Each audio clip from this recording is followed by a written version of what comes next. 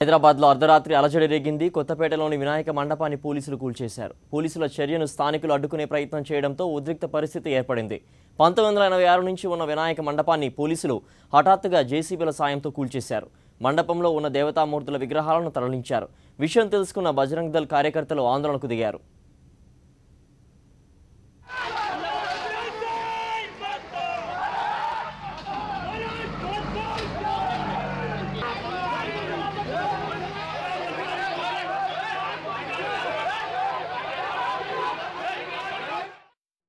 ఏదైతే టెంపుల్ గుడికి సంబంధించిన విషయము కొంతమంది రాజకీయాలకు లోబడి వాళ్ళ రాజకీయ తొత్తులకు లోబడి ఈ రాష్ట్రంలో ఉన్న తెలంగాణ ప్రభుత్వము హిందువుల మనోభావాలను కించపరిచే విధంగా వ్యవహరిస్తూ రాత్రికి రాత్రి ఇక్కడ ఒక గుడిని తీసివేయడం జరిగింది.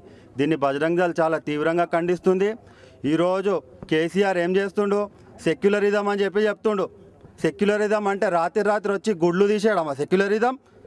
రాత్రి వచ్చి వేరే ఇతర మతస్థులే చాలామంది ఉన్నాయి, వాళ్ళ జోలికి వెళ్తావా కేసీఆర్ నువ్వు?